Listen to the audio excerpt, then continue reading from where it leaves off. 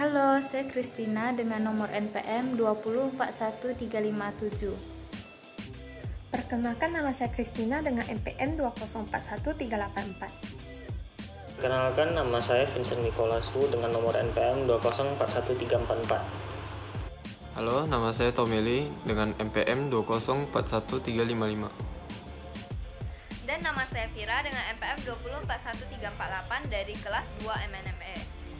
Video ini merupakan persyaratan ujian akhir semester mata kuliah Pancasila yang memuat mengenai proses pengimplementasian kegiatan Pancasila Social Experimental Project atau PASEPRO.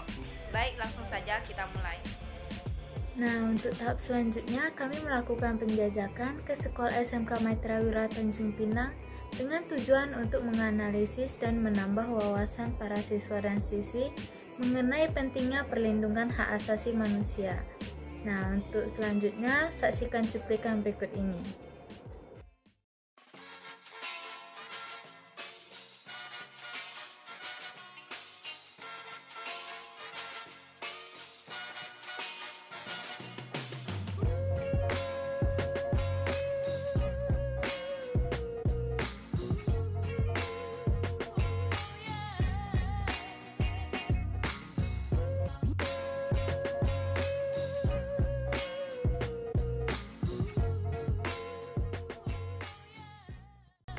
Selanjutnya adalah video dokumentasi kami selama sosialisasi di Sekolah Mitra, yaitu Sekolah Maitreya Wira Tanjung Pinang yang mencangkum pemaparan materi dan pelaksanaan kuis.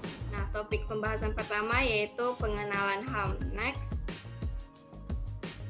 Yang pertama yang akan kita bahas adalah pengertian HAM nih. Nah, HAM adalah singkatan dari hak asasi manusia seperti yang kita ketahui dan dalam bahasa Inggrisnya disebut dengan human rights. Nah, pengertian hak asasi manusia menurut Undang-Undang Republik Indonesia Nomor 39 Tahun 1999 adalah seperangkat hak yang melekat pada hakikat dan juga keberadaan manusia sebagai makhluk Tuhan Yang Maha Esa dan merupakan anugerahnya yang wajib dihormati, dijunjung. Perwujudan HAM dalam nilai Pancasila ini yang untuk Pancasila pertama yaitu ketuhanan yang Maha Esa.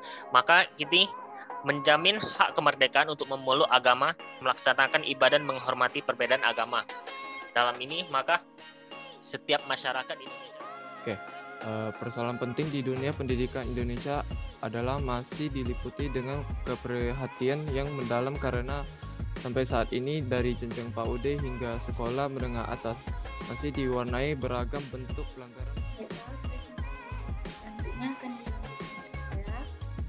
saya akan menjelaskan mengenai HAM dalam lingkungan sekolah yang dimana sudah dijelaskan oleh Tommy bentuk-bentuk pelanggarannya.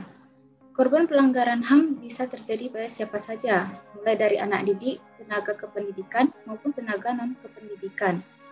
Menurut dua studi yang dilakukan oleh ICRW atau International Center of Research of Women dan Plan International, menunjukkan 45% laki-laki dan 22% perempuan yang terlibat dalam studi menyebutkan bahwa guru atau petugas sekolah merupakan pelaku kekerasan fisik di sekolah.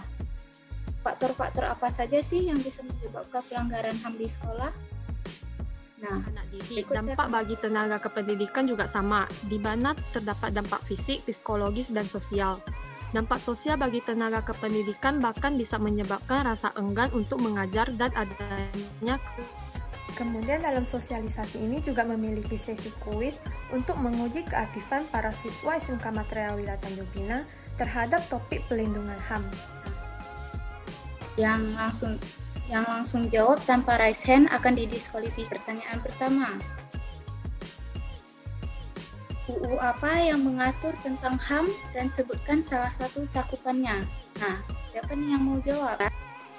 UU nomor 39 tahun 1999. Ya, silakan lanjutkan. Salah satunya itu hak berkeluarga, terus ada hak untuk hidup, hak untuk mengembangkan keadilan. Ya, selanjutnya sebutkan 3 contoh bentuk pelanggaran HAM di lingkungan sekolah. Nah, ini lebih gampang lagi nih. Hadiahnya sama juga kok, 40.000. Shopee Pay. Nama saya Vivian Carolina. Ya. Saya ingin menjawab nomor 2 ya. Oke. Yang pertama, Silakan. berkelahi dengan teman. Yang kedua, Ya. mengganggu hak milik teman.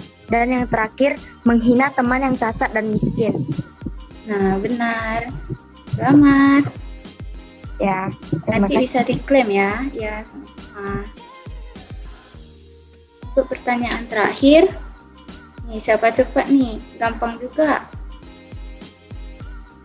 Sebutkan 2 contoh solusi yang dilakukan pemerintah dalam melindungi HAM. Yang fokus ke PPT sebelumnya pasti bisa jawab nih. Menolak dengan tegas setiap terjadinya pelanggaran HAM dan mendukung dengan tetap bersikap kritis terhadap upaya penegakan HAM. Jawabannya betul ya, Hengki ya kalau nggak salah namanya. Ya. Ya, nanti bisa diklaim ya hadiahnya. Nih nomornya. 082283999838. Bagi pemenangnya, 3 orang pemenang tadi bisa langsung di chat aja ke Christina Chen untuk klaim hadiahnya. Kami juga melakukan survei mengenai topik perlindungan HAM dengan mengirim kuesioner kepada para warga sekolah secara online untuk menganalisis tingkat kesadaran dan pelanggaran HAM dalam lingkungan sekolah tersebut. Berikut adalah hasil analisis survei online yang akan ditampilkan dalam bentuk grafik.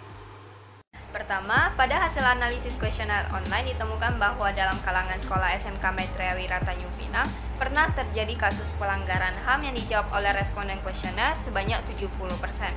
Sedangkan terjadinya kasus pelanggaran HAM pada SMK Maitreya Tanjung Pinang dianggap sering terjadi baik secara fisik maupun emosional dengan hasil analisis menunjukkan bahwa sebanyak 40% responden menjawab frekuensi sering terjadi.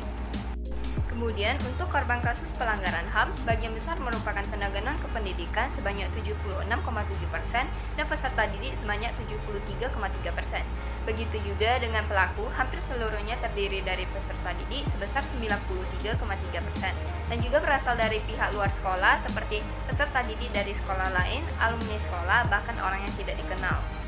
Selanjutnya adalah bentuk kasus pelanggaran HAM yang paling sering terjadi di SMK Maitreya Tanjung Pinang.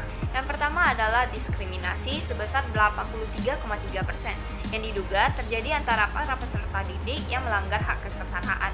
Sedangkan kasus pelanggaran yang kedua adalah perusakan fasilitas sekolah sebesar 80%, di mana tenaga non-kependidikan seperti petugas keamanan, petugas kebersihan, dan juga penjaga kantin dilanggar secara emosional martabat manusia mereka. Selain dari itu, ditemukan bahwa faktor penyebab terjadinya berbagai kasus pelanggaran HAM sebanyak 66,7% berasal dari pengaruh luar seperti provokasi alumni sekolah, pornografi, narkoba, dan juga perkembangan media. Sedangkan pengaruh dari dalam juga mencakup 56,7% akibat kebijakan sekolah, peserta didik, tenaga kependidikan, tenaga non-kependidikan, dan juga pola pelajar yang bermasalah dalam SMK Maitreya Tanjung Pinang. Maka dari itu dapat kita simpulkan bahwa walaupun tingkat kesadaran perlindungan HAM warga sekolah SMK Maitreya masih tergolong rendah, tetapi melalui kegiatan sosialisasi yang dilaksanakan ini, terlihatnya ada perubahan dan juga perkembangan yang diharapkan bahwa pihak sekolah dapat terus berupaya untuk meningkatkan kesadaran perlindungan HAM tersebut hingga kasus pelanggaran HAM dalam lingkungan sekolah dapat dihilangkan sepenuhnya.